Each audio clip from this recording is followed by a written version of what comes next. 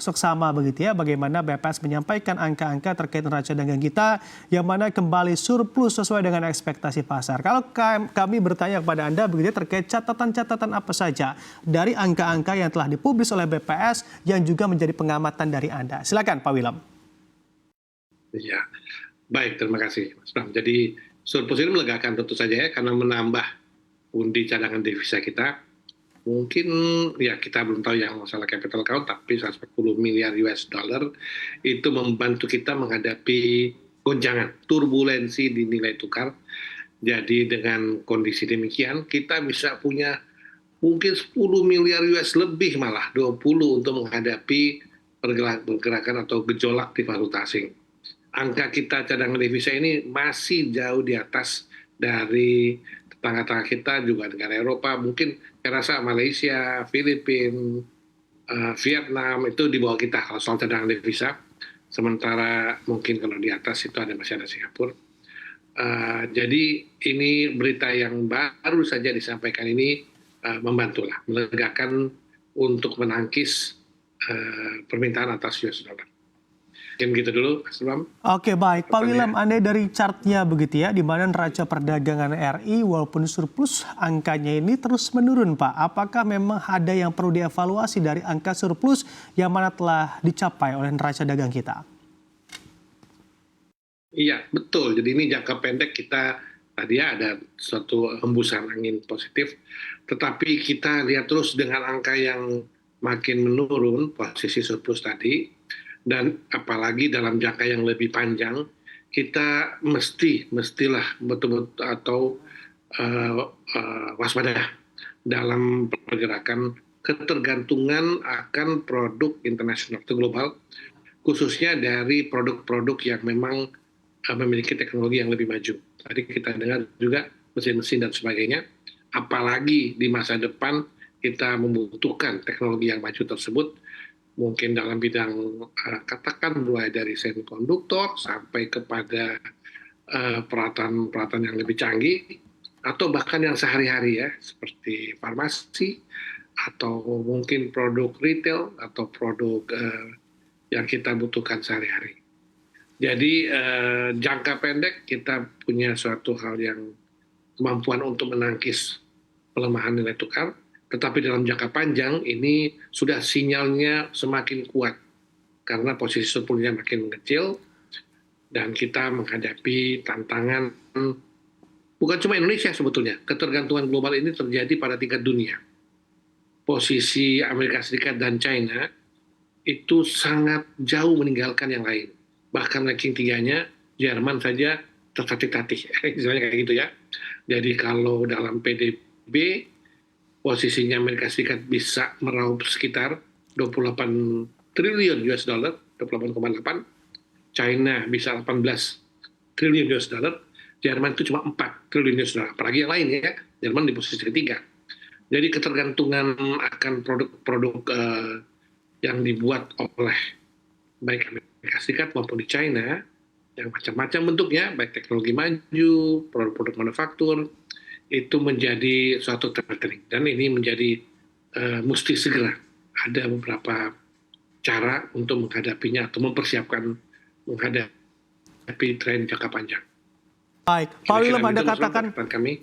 Oke, baik. Pak Willem, Anda katakan volatilitas dan juga ketidakpastian global tentunya masih sangat tinggi hingga saat ini. Sebetulnya dengan angka surplus kita atau di neraca dagang kita yang terus mengalami penurunan, Anda melihatnya atau memproyeksikannya kapan kira-kira bisa saja angka defisit justru terjadi di neraca dagang kita, Pak Willem?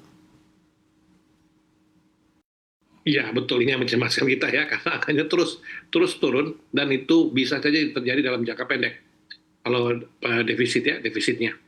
Nah, tapi kita punya saving devisa yang bisa membuat kita punya waktu sedikit untuk bagaimana mengantisipasi. Antisipasi ini bisa macam-macam ya, baik itu dengan memperkuat domestik maupun memperkuat kerjasama atau kolaborasi dengan negara-negara global sehingga dapat mengatasi kekhawatiran kita.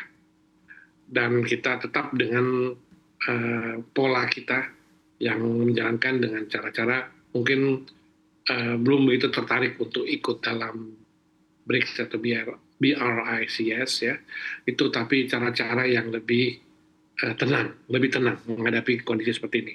Kita masih punya cadangan devisa yang sangat baik untuk menghadapi gejolak jangka pendek. Setiap gejolak itu memang katakan selalu kita merasa bahwa pasti akan ada pemulihan, benar, karena memang akan mengakibatkan kesulitan bagi negara yang saat ini mungkin sedang diuntungkan.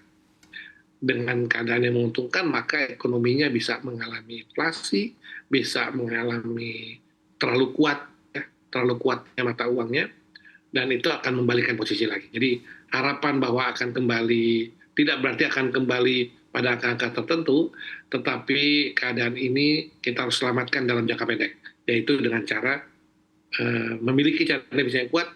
Jadi cadangan devisa itu bukan buat dikumpul-kumpulkan, tapi buat digunakan pada saat yang diperlukan. Dan saat ini adalah saat yang diperlukan untuk mengatasi adanya kekhawatiran mengenai kondisi nilai tukar kita. Oke, mungkin baik. Itu dulu. Oke, baik. Pak Willem, Anda dilihat dari sektornya begitu ya, di mana sektor manufaktur ini atau penurunan kinerja sektor manufaktur ini juga turut mempengaruhi bagaimana surplusnya neraca dagang kita yang juga kurang maksimal di periode Mei 2024 ini. Sebetulnya Anda melihat secara penurunan kinerja sektor manufaktur dan juga kontribusinya terhadap neraca dagang kita seberapa besar dan kiranya apa yang perlu ditingkatkan di sana, Pak Willem? Iya, Mas Bram, ini manufaktur ya. Tadi ini kita berhadapan tadi, kalau saya boleh sebut tadi ada dua negara yang agak jauh meninggalkan negara-negara lainnya. Amerika Serikat ada Taiwan ya, yang bisa dalam hal manufaktur, dan Korea Selatan ya. Sementara China juga sangat kuat di manufaktur, mereka punya jagoan-jagoan Tencent ya, ada nama-nama Alibaba dan sebagainya yang juga bisa menguasai perdagangannya. Jadi kita benar-benar menghadapi bukan saja sedikit ya, ini ancaman di manufacturing. Kita kuatkan dulu di domestiknya, kebutuhan domestik, tapi di dunia dalam hal business chain, supply chain, kita betul-betul mesti petakan di bagian mana unggulan kita. Tadi kan kita ingin masuk dalam hilirisasi. Kita punya kekuatan di bahan baku atau di primer. Nah, di mananya ini kita betul-betul, karena substitusi primer juga selalu muncul, sehingga kita harus segera petakan di mana sehingga kita tetap bisa ikut dalam business supply chain ya, atau global supply chain, sehingga tidak kita mengalami kesulitan dalam jangka panjang. Ini harus segera karena keadaan jangka panjang itu bisa menggerus terus posisi surplus di neraca perdagangan kita. Sementara kita tahu di neraca berjalan kita masih menghadapi problem di transaksi jasa. Jadi ini sesegera mungkin sektor-sektor mana yang masih mungkin kita berkontribusi dalam supply chain dunia. Di samping sekali lagi tetap dalam tingkat domestik, kita juga memetakan dengan dalamnya khususnya kebutuhan-kebutuhan domestik yang masih sangat tergantung oleh impor.